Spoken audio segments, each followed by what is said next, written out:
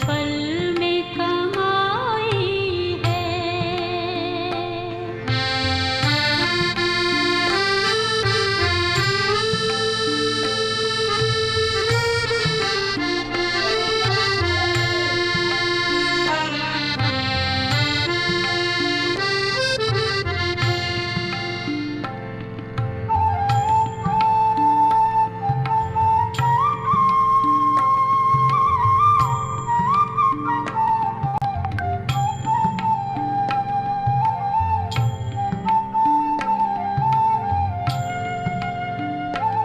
तेरी छत्र छाया में माया की धूप नहीं हो, माया की धूप नहीं। जो तेरा बन जाए उसे कोई भी भूख नहीं हो, उसे कोई भी भूख नहीं। जिसने तुझे अपनाया उसे दुनिया पर आई है, उसे दुनिया पर आई है। बाबा तेरा बनने में सुख मिलता इलाही है, हो सुख मिलता इलाही है।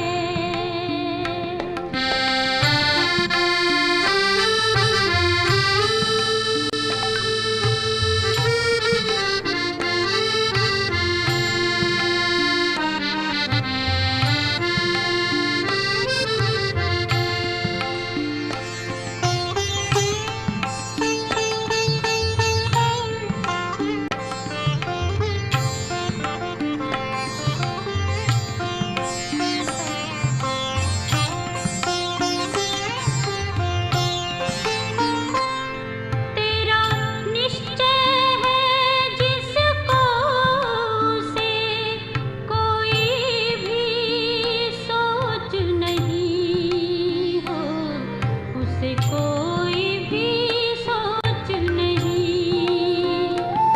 तेरा बल है जिसको उसे माया की रोक नहीं हो, उसे माया की रोक नहीं। एक तेरी श्रीमत में हर विजय समाई है, हर विजय समाई है। बाबा तेरा बनने में सुख मिलता इलाही है, हो सुख मिलता इलाही है।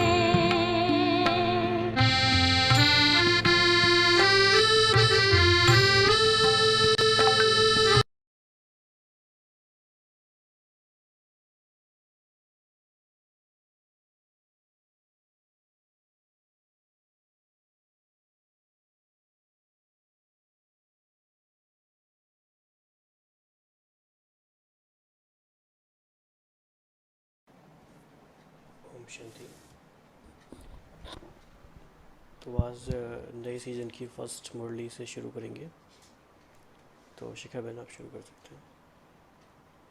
हमारे ज्ञान सागर ने जहाँ पर मुरली छोड़ी थी वहीं से वापस उठाई, वहां पर संतुष्टता के लिए बात करी और उसके बाद यहाँ पर भी स्टार्टिंग संतुष्टता से ही करी।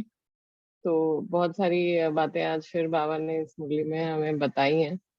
तो एक तो समय की रफ्तार जो बाबा ने फिर से यहाँ पे याद दिलाया और संतुष्टता के बारे में और भी सारी बातें बताई, जैसे लास्ट टाइम भी हम लोगों ने देखा था कि संतुष्टता जहां पर होगी वहां पर सब कुछ, सारी विशेषताएं अपने आप ही आ जाती हैं। तो बाबा ने एक बात यहाँ पे जो अलग बोली कि संतुष्टता संगम पर विशेष बाबा की देन है। तो संतुष्टता की स्थिति परिस्थिति के ऊपर सदा विजयी है। तो अगर हम लोग ऐसे लौकिक वर्ल्ड में देखें तो उसमें हमेशा कहते हैं कि हम अगर सेटिस्फाई हो गए देन हम आगे ग्रो ही नहीं कर पाएंगे। लेकिन यहाँ पे बाबा तो कहते हैं कि जब तक हम संतुष्ट होके काम कर रहे हैं तभी उसी में हमारी विजय है। कि अगर हम परिस्थिति के ऊपर हैं तो इसके लिए कोई इसमें बोलना चाहेगा कि कैसे हमारा लौकिक और अलौकिक डिफरेंट हो जाता है कि मतलब सभी हर जगह कहते हैं। तो आप एग्री करते हो क्या कि मतलब अगर हम सेटिस्फाई नहीं हुए, अगर हम सेटिस्फाइड हैं देन वी स्टॉप ग्रोइंग?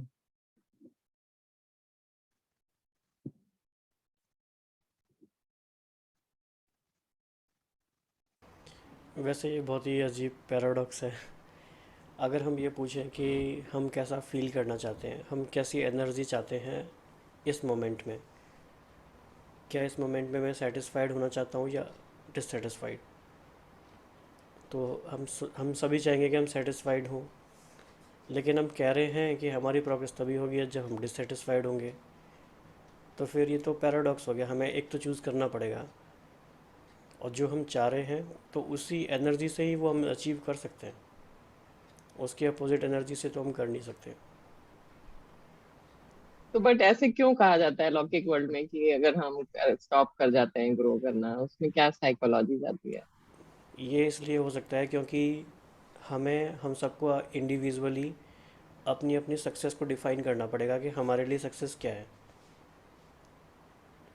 मेरे लिए वो हैप्पीनेस वाली स्टेट, कंटेंटमेंट, वो मेरे लिए सक्सेस है, तो फिर कोई प्रॉब्लम ही नहीं है।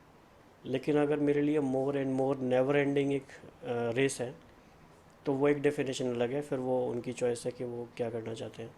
तो वी नीड टू डिफाइन कि मेरे लिए सक्सेस क्या है, या मेरे लिए वो एक डिज़ायरेबल स्टेट ऑफ बीइंग क्या है, क्या हम चाहते हैं। और कोई कुछ ऐड करना चाहेगा?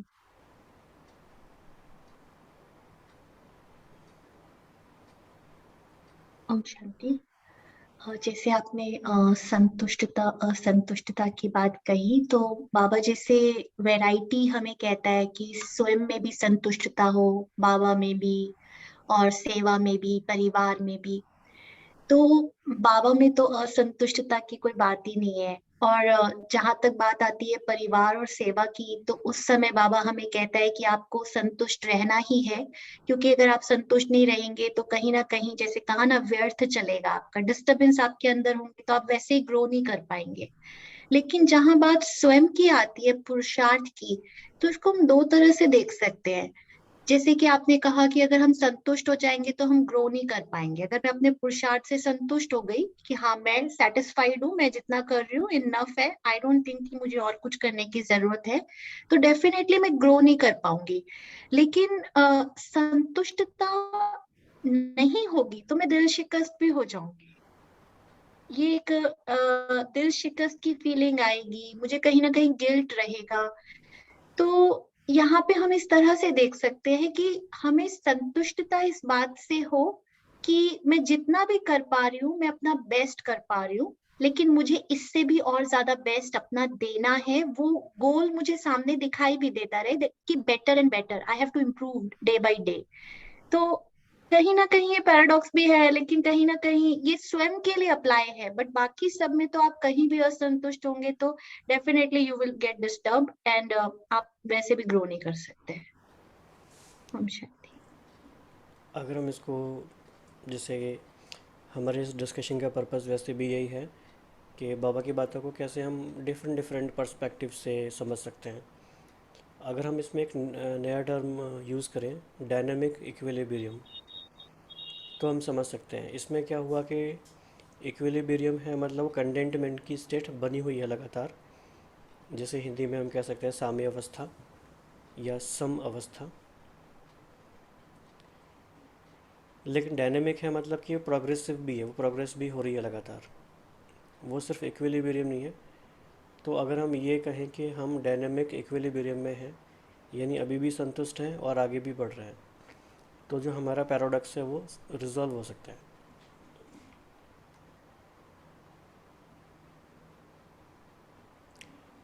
अभी आवाज़ आ रही है? आवाज आपकी ठीक आ रही है। ओके। तो ये एक कविता बहन आप कुछ कह रहे थे?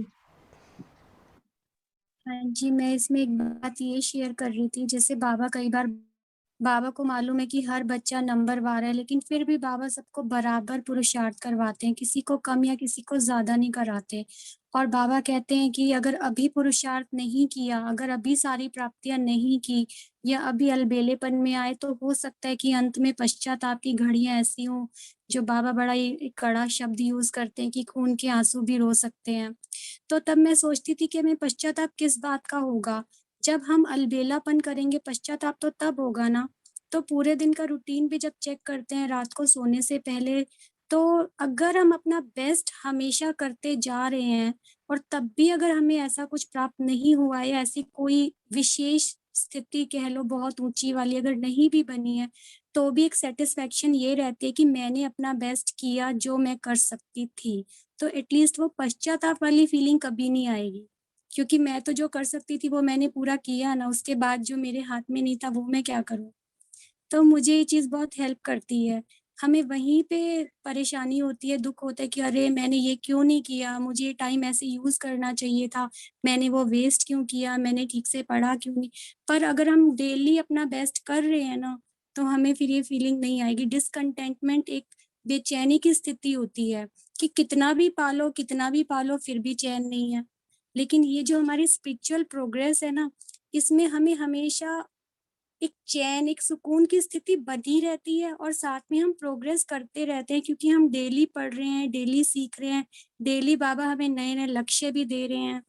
तो ये प्रोग्रेसिव स्टेट है और इसमें कंटेंटमेंट भी है। ओम शांति। जी, लेकिन इसमें ना चेकिंग बहुत सूक्ष्म हो जाती है कि कब हम कंप्लेसेंट हो गए हैं और कब हम अपने आप को खाली चला रहे हैं कि दिस इज माय बेस्ट। तो क्या हमने अपने पूरे पोटेंशियल को यूज किया है? क्या हम एक एक सेकंड जो सफल कर सकते हैं वो हमने सफल किया है, या हमने मोटे मोटे तौर पे देख लिया कि हाँ मेरा 4 घंटे का चार्ट हो गया या 5 घंटे का चार्ट हो गया and I am satisfied, this is what I can do and इससे beyond I can not do. So बाबा तो हमको वही पुश ही तो कर रहे हैं ना कि अपनी लिमिट, मतलब हमारी लिमिट इमेंस है। और जो बाबा कह रहा है, अगर बाबा 8 घंटे का चार्ट कह रहा है या 24 घंटे निरंतर याद का कह रहा है और करके दिखाया है आगे के लोगों ने, तो अगर एक कर सकता है तो सब कर सकते हैं। तो अगर, लेकिन इसका मतलब यही बाबा कहना चाह रहे हैं कि अगर हम संतुष्ट हो जाएं और संतुष्ट रह के ये करें, मतलब मान लीजिए कि जो तो बाबा इसमें आज मुरली का टाइटल जो है कि हमको संतुष्ट मणि बन विश्व में संतुष्टता की लाइट फैलाओ, संतुष्ट रहो और सबको संतुष्ट करो।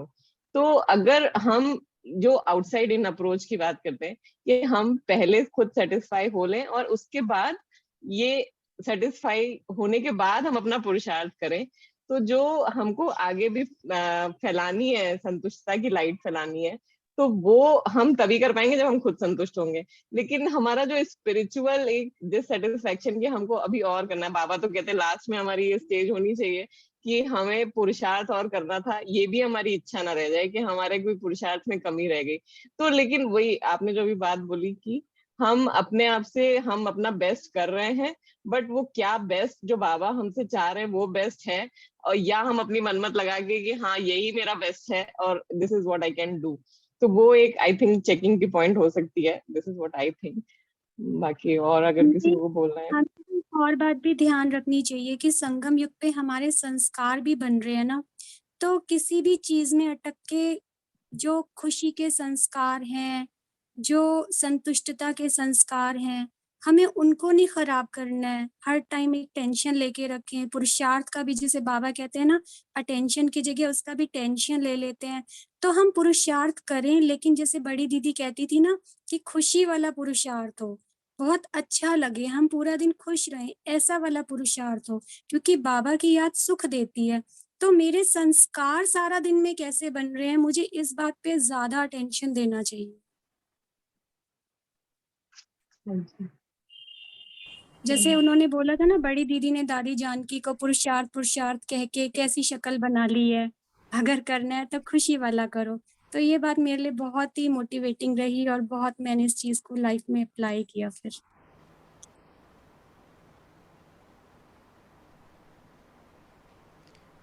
एक बात ये भी है ना कि जैसे जब हम संतुष्टता वाली बात कह रहे हैं, तो बाबा ने मुरली में भी बताया है, कई सारी डिफरेंट डिफरेंट बातों में है ये, जो हमारे साथी संगी हैं उनके साथ भी है, जो लोग हमें ऑब्जर्व कर रहे हैं उनके उनके सामने भी ये बात दिखती है, और सेवा साथियों से भी है, सिचुएशन से भी है, परिस्थितियों से भी है, मतलब फॉर दैट मैटर वो मौसम से, ट्रैफिक से, किसी से भी हो सकती है। तो सिर्फ ये वाली बात नहीं है कि हमें कितना मिला है, वो वाली बात बाबा नहीं कह रहे, बाबा और सारी बात भी कह रहे हैं। बाबा ने जैसे इसी से कॉन्टेक्स्ट में मिलती जुलती बात कही कि जब संतुष्ट फिर नहीं होते तो आवाज़ ऊंची हो जाती है। तो उसके अगर हम ऐसे एविडेंशियल साइन देखें कि हम कह रहे हैं हम संतुष्ट हैं, लेकिन फिर अगर हम संतुष्ट हैं तो फिर हमारी आवाज़ ऊंची क्यों हुई। तो ऐसे छोटे छोटे बाबा सिम्टम्स भी बताते जाते हैं कि चेकिंग कैसे कर सकते हैं हम। तो ये काफ़ी डीप सब्जेक्ट है। और हाँ, ऐड करे क्या? और हाँ जी। एक वर्ड है जो बाबा ने यूज किया है, साक्षी दृष्टा की सीट पर सेट रहना भी संतुष्टता है। जो बाबा यहाँ चाहते हैं संतुष्टता, वो है साक्षी दृष्टा की सीट पर सेट माना। मैं अपने अगर मुझ में कुछ कमी है तो वो देखते हुए भी मैं डिस्टर्ब न हूँ, लेकिन उस पर वर्क करूँ। अगर मैं डिस्टर्ब हो गई, इन्फ्लुएंस में आ गई कि मुझ में तो अभी इतनी खामियां है, तो भी मैं पुरुषार्थ नहीं कर पाऊंगी। दूसरा जो दूसरे को देखते हैं तो उनके भी प्रभाव में नहीं आना है हमें, तो तभी हम उनके प्रति भी शुभ भावना शुभकामना रख सकते हैं। और परिवार की बात है तो उनसे भी उन हमें जो बाबा कहते हैं लौकिक अलौकिकता का बैलेंस रख, उनसे भी ब्लेसिंग्स लेनी है। तो ये सब बातें साक्षी दृष्टा की सीट पर सेट रहने से ही होती है। और दूसरा एक चिंतन चलता है कि साक्षी स्थिति क्या है, तो बाबा कहते हैं कि मेरा साथी बाबा है। ये साक्षी दृष्टा की स्थिति है, क्योंकि सारे ड्रामा को एक बाबा ही साक्षी होकर देख रहा है। तो बाबा साथी है तो मुझे अप्राप्ति तो कुछ है ही नहीं। तो उस हिसाब से भी हम संतुष्ट रहेंगे, क्योंकि बाबा साथी है तो बाबा तो जैसे कल बात हुई कि संसार है, तो संसार है तो वस्तु व्यक्ति वैभव तो सारे मुझे मिले ही है। तो मुझे क्या चाहिए अब? सिर्फ बाबा को साथी बनाकर जो बाबा चाहते हैं कि बाप समान बनना है, बस उस पर मुझे अब अटेंशन देना है। तो ये स्थिति अगर रहेगी तो इसी को संतुष्ट मनी कह सकते हैं जी। तो इसमें देवन ने बहुत ही अच्छा पॉइंट बताया, साक्षी दृष्टा वाला। इसमें हम एक बात और कह सकते हैं कि जैसे कि उस आत्मा की लैंग्वेज कैसी होगी। फॉर एग्ज़ाम्पल अगर हम कहें कि एक्सेलेंस हमारी वैल्यू है, तो मतलब अब तक जो हमने किया अपने कैपेसिटी के अकॉर्डिंग, अपने एफ़र्ट्स के अकॉर्डिंग हमने अपना बेस्ट किया, जैसे कि बात शुरू में हो गई। लेकिन क्योंकि एक्सेलेंस हमारी वैल्यू है तो मुझे यहाँ पे रुकना नहीं है, मुझे अपने उस बार को कंटिन्यूसली इम्प्रूव करते जाना है। और वो स्टैंडर्ड हाई कैसे हो सकता है, तो जैसे फॉर एग्ज़ाम्पल हम इस सेशन में अभी हैं राइट, हमने मुरली स्टडी की, रिफ्लेक्शन किया, तैयारी की, हमने अपने अकॉर्डिंग बेस्ट किया। लेकिन एक्सेलेंस क्योंकि अगर हमारी वैल्यू है तो हमें यहाँ तक रुकना नहीं है। तो हमने जो किया उसमें संतुष्ट हैं, पर आगे यहीं तक रहेंगे ऐसा नहीं है, आगे और बढ़ेंगे। तो हम इस तरह से भी अपने आप से बात कर सकते हैं कि मेरी वैल्यू क्या है, उसके अकॉर्डिंग हम कैसे आगे बढ़ सकते हैं। रीना बहन, आप कुछ कह रहे थे? हाँ दीदी, ओम शांति। क्या होता है ना, कभी कभी ना हम दूसरों को भी संतुष्ट करने के लिए कि बाबा ने एक बात बोली थी जो भोग संदेश आया था, उसमें बोला था बाबा ने कि बच्चे क्या कर रहे हैं कि सूक्ष्मता में नहीं जा रहे हैं, दूसरों को दिखाने के लिए पुरुषार्थ कर रहे हैं। तो यहाँ पे क्या हुआ था, एक दिन मैं ना सेंटर में बैठी थी और बाबा का गाना चल रहा था। मैं कुछ नहीं, योग वो कुछ नहीं कर रही थी, जैसे बीज रूप अवस्था होती है ऐसा कुछ नहीं कर रही थी। मैं शांति से बैठी थी, बस बाबा की तरफ देख रही थी। और मुझे खुशी भी हो रही थी अंदर से, बिल्कुल हल्कापन फील हो रहा था, कोई व्यर्थ नहीं चल रहा था, कुछ भी नहीं था। उसके बाद ना दीदी ने तुरंत बोला, जब योग खत्म हुआ तो उसके बाद बोली, दीदी ऐसे योग नहीं करना होता है, आत्मिक स्थिति में होकर हमें अभ्यास करना होता है, इससे विकर्म विनाश नहीं होते अगर हम बाबा की तरफ देखते हैं। तो मैंने मन में सोचा उसी टाइम में, बोली मैं, मुझे कोई इस चीज से परवाह नहीं है इसकी कि कोई क्या बोलता है मेरे लिए, मैं बिल्कुल भी असंतुष्ट नहीं हूँ।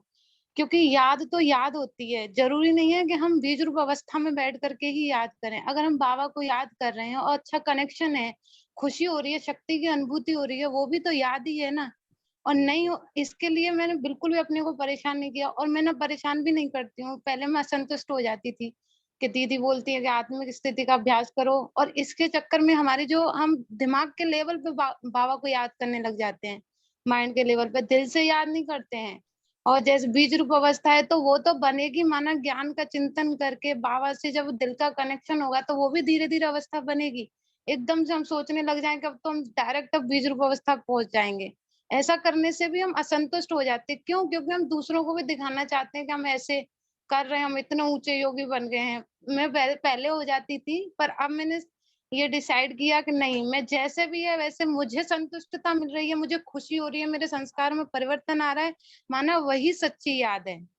और हम ऊंची आवाज में बात नहीं करते, या फिर कोई बात हमारे सामने आती है इजिली हम उसको फेस कर लेते हैं। 500 रुपए का अभ्यास भी करते हैं, उसमें भी इतना अच्छा लगता है।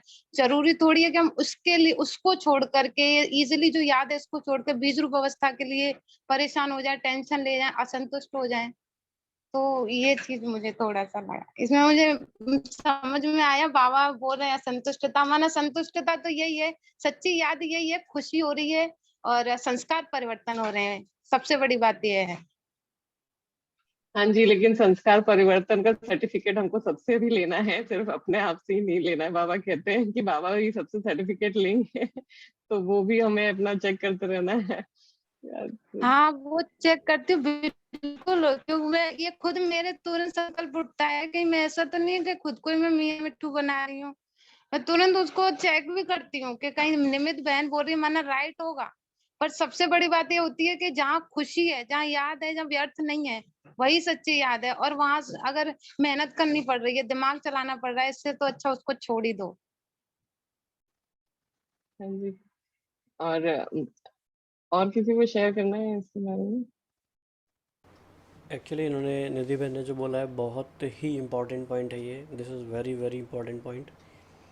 और बहुत सालों तक ऐसा हो सकता है कि आत्माएं किसी कन्फ्यूज़न में रहें कि क्या योग है क्या नहीं है।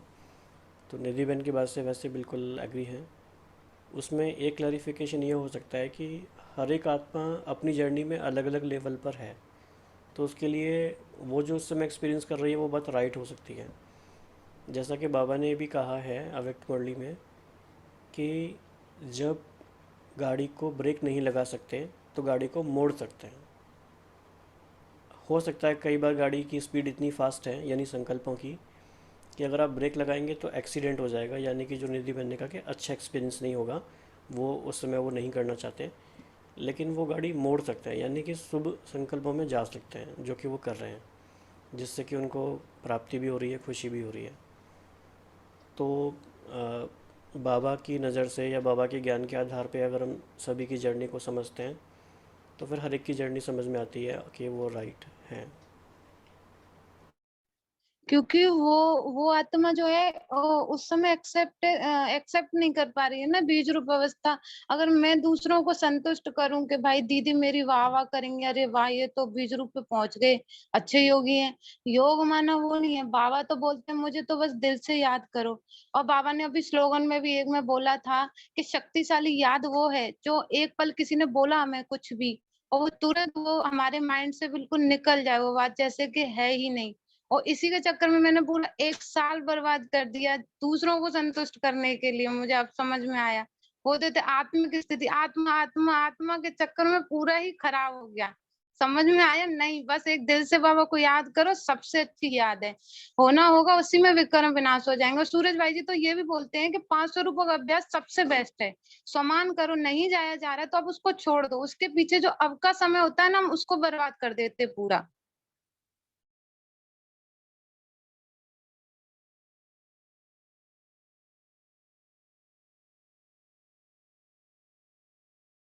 हाँ जी। और इस मुरली में बाबा ने फिर से जो समय की बात याद दिलाई, और बाबा ने अपना श्रीमत का हाथ याद दिलाया। तो फिर ब्रह्मा बाबा को भी याद किया कि कैसे श्रीमत पर चलने से फरिश्तेपन की मंजिल पर पहुंच गए और अब एक फरिश्ता बन गए। तो बाबा ने पूरी जितनी हमें श्रीमत मिली हुई है अमृत वेले से लेके रात तक, वो सब फिर से याद दिलाई। और सोचना नहीं है, सिर्फ करना है, फॉलो।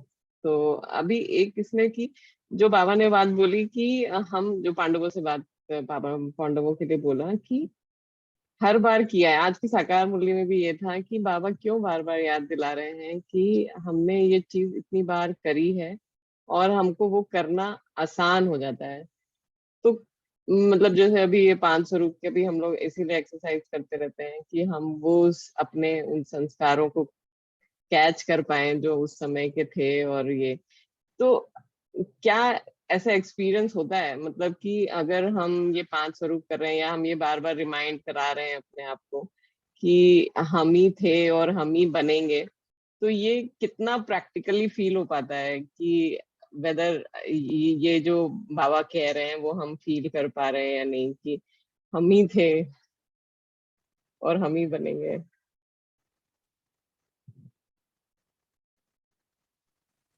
जब हम 5 स्वरूपों की एक्सरसाइज करते हैं ना, तो हमारे उस स्वरूप के संस्कार इमर्ज होने लगते हैं और वो हमें फील होने लगते हैं। जब हम उस अवस्था में स्थित होते हैं, तो उसकी विशेषताएँ फील होती हैं कि अभी मुझे कैसा फील हो रहा है। जैसे फॉर एग्ज़ाम्पल निराकारी अवस्था है, तो उसमें फील होता है कि बाबा के साथ कितना डायरेक्ट कनेक्शन है, कोई बीच में नहीं है, उसके सभी गुण, सभी शक्तियों की लाइट मुझ में डायरेक्ट भरती जा रही है। और क्योंकि डायरेक्ट भर रही है, उसमें एक चीज़ ये भी फील होती है, जैसे वो सृष्टि के रचयिता हैं, तो हम उनके कितने स्पेशल बच्चे हैं जो उनके सबसे समीप हैं। बाकी सब आत्माएँ पीछे-पीछे हैं, लेकिन हम कितने क्लोज़ हैं, इसलिए हम कितने रिस्पॉन्सिबल हैं। जब वो धरती पे आते हैं, तो हम ही उनके क्लोज़ होते हैं, हम ही उनके साथ डायरेक्ट उनके बच्चे बनते हैं और उनके सहयोगी बनते हैं। तो परम धाम की अवस्था फ़ील होती है कि कितनी फुलफ़िलमेंट है उसके अंदर, सत्व प्रधानता है, जो एक व्यर्थ वाइब्रेशन, भाव या कोई भी संकल्प या कोई व्यक्ति, कोई कुछ भी मिक्सचैरिटी नहीं, कोई और कलर उसमें है ही नहीं। ऐसे जब देवता रूप में जाते हैं, तो उसकी फीलिंग आती है कि जब हम देवता थे, तो हम कैसे थे? बॉडी कॉन्शियस का कुछ अता पता ही नहीं था उसके अंदर क्या होता है। तो ऐसे हर एक स्वरूप में जब हम जाके टिकते हैं ना, 1 मिनट, 2 मिनट, तो उसके संस्कार इमर्ज होने लगते हैं। जो बाबा कहते हैं ना, याद आ रहा है ना, तो वो सच में याद आने लग जाता है कुछ टाइम के बाद, जो मैंने एक्सपीरियंस किया है। और इसमें एक और चीज़ भी मैंने अनुभव की है, एकाग्रता की शक्ति बढ़ती है। जब हम 5 स्वरूपों का अभ्यास करते हैं, तो हमें ऐसे नहीं करना चाहिए, कभी एक स्वरूप किया, थोड़ी देर बाद दूसरा, इकट्ठा करना चाहिए। तो उससे एकाग्रता की शक्ति भी बढ़ती है। इसमें कुछ अगर अगर सभी लोग कंफर्टेबल हैं तो कुछ टेक्निकल चीज़ें भी शेयर कर सकते हैं।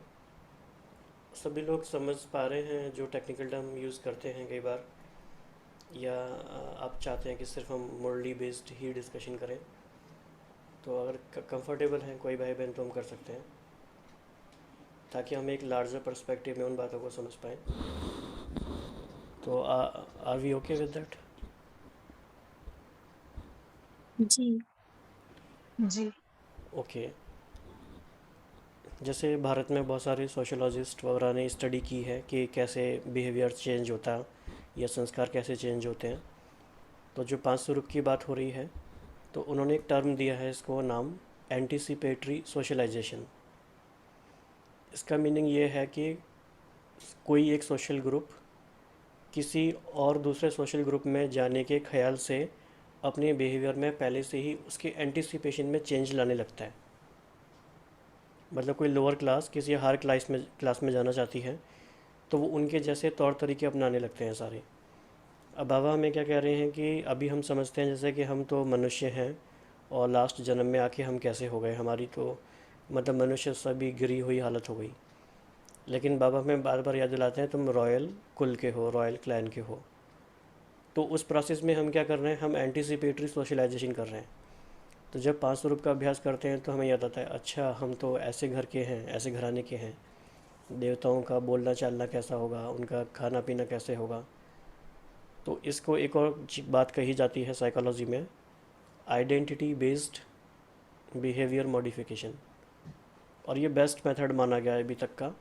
बाकी कोई भी मेथड इतना लॉन्ग लास्टिंग नहीं होता है जितना कि आइडेंटिटी बेस्ड होता है। अगर आप किसी को ये याद दिला दो कि देखो तुम क्या हो और क्या कर रहे हो, तो उसके दिल पे फिर सबसे गहरा वो लगता है, असर लगता है कि हाँ, मैं तो क्या हूँ और मैं क्या कर रहा हूँ। तो जब बार बार हम 500 रुपये का अभ्यास कर रहे हैं तो बेसिकली हम अपनी आइडेंटिटी को चेंज कर रहे हैं।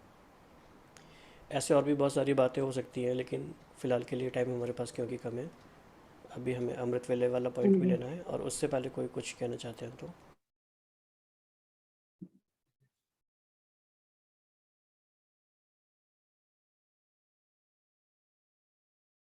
आज बाबा ने फिर से याद दिलाया है कि हमको बीच बीच में अशरीरी स्थिति का जो अनुभव करना है, तो एक बार फिर से रिमाइंड कर रहे हैं सब लोग, घंटे में 5 मिनट वाला अभ्यास कर रहे हैं।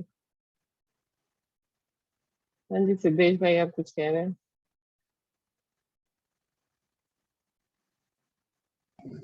हम शांति बहन जी, एंजल्स एंड डिवाइन्स। आज बाबा ने कहा था कि मतलब कि हम जैसे कर्म करेंगे वैसे ही हमें देख और करेंगे। और आज बाबा ने कहा था कि होशियार बच्चा बनना है तो सुबह उठकर या पढ़ाई। फ्रेश होकर पढ़ना है सुबह। मतलब कि आत्मा सोते हैं, मतलब आज 10 से 4 बजे तक सोते, 4 बजे के बाद अमृत के बाद फ्रेश पढ़ना पढ़ना पड़ेगा। इसलिए आज बाबा ने बहुत अच्छा मूल्य लिखा है। पर भी एक बार माया जाती, पर भी ऐसे बहन जी। हाँ जी, तो अभी हम अमृत वेला वाला पॉइंट ले लेते हैं। तो जितना अमृत वेले का महत्व रखेंगे उतना महान बनेंगे। बाप जानते हैं बच्चे मेहनत भी बहुत करते हैं, त्याग भी किया है, सहन भी बहुत करते हैं, लेकिन जिससे स्नेह होता है उसकी छोटी सी कमजोरी भी देख नहीं सकते हैं।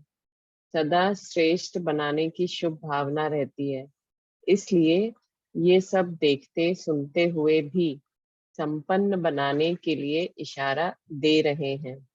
बाप दादा सदा बच्चों के साथ हर कदम में सहयोगी हैं और अंत तक रहेंगे। बाप को किसी के प्रति घृणा नहीं होती, सदैव अपकारी के भी शुभ चिंतक हैं, इसलिए सदा सहयोग लेते चलते चलो। अमृत वेले का महत्व जान बाप द्वारा वरदान लेते रहो। हर एक बच्चे के साथ सर्व स्वरूपों से, सर्व संबंधों से बाप दादा का साथ हाथ बाप दादा का सदा हाथ और साथ है। अभी ड्रामा अनुसार समय मिला है, ये अपना लक्ष्य समझ समय का लाभ उठाओ।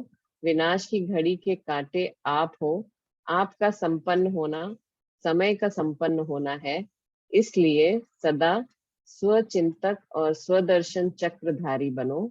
अमृत वेले वरदान का समय है, जितना अमृत वेले का महत्व रखेंगे उतना महान बनेंगे।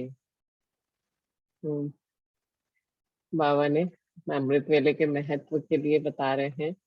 और अभी जो इसमें एक बाबा ने बात बोली कि बाबा का हाथ सदा हाथ और साथ साथ में है और जो संपन्न होना है, तो अभी इस मुरली में भी था कि साइंस भी तब तक है जब तक हम संपन्न नहीं बन रहे हैं। तो जैसे ही हम संपन्न बनेंगे तो ये पूरा ही समाप्त हो जाना है। इसमें और किसी को कुछ शेयर करना है? कल सुबह इसको कैसे प्रैक्टिस करेंगे?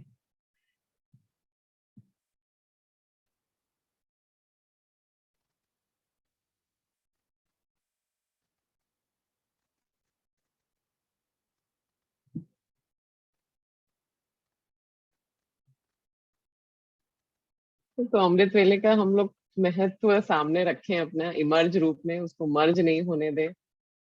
वही एक है कि तभी हम लोग शायद बेस्ट यूज कर पाएंगे अमृत वेले का। जैसे बाबा ने इसमें कहा कि विनाश की घड़ी के कांटे आप हो, तो ये बहुत ही एम्पावरिंग थॉट है बेसिकली। तो बाबा बार बार चाहते हैं कि हम क्रिएटर कॉन्शियसनेस में रहें, ना कि हम एक विक्टिम कॉन्शियसनेस में रहें कि नहीं जो होगा वो हमारे संग भी हो जाएगा, या जो ड्रामा में होगा वो हो जाएगा। एक्चुअली ये भी डिसएम्पावरिंग सा है कई बार कि जो ड्रामा में होगा हो जाएगा। तो ड्रामा तो वो है ना जो हम क्रिएट कर रहे हैं, तो we are the creators, we can impact drama also. तो उस तरीके से हम तो इसको बाबा हमें टाइम अवेयर बना रहे हैं। मतलब जैसे बाबा कहते हैं ना, टाइम कॉन्शियस नहीं रहना है, लेकिन टाइम अवेयर रहना है कि कौन सा समय चल रहा है और हमें इस समय क्या प्राप्तियां कर सकते हैं और करनी है, वो बाबा हमें अवेयर करा रहे हैं। और एक बाबा जो कहते हैं कि संगम युग भी बेहद की जैसे सतयुग की अमृत वेला है, तो जो पॉइंट वो याद आई कि ऊंची स्थिति में, तो इस घड़ी की ऊंची स्थिति बाबा कहते हैं कि संगम युग में आकर बैठो और सारे घड़ी के ऊपर बैठकर प्रकाश फैलाओ, वो भी कर सकते हैं जी। ओम शांति।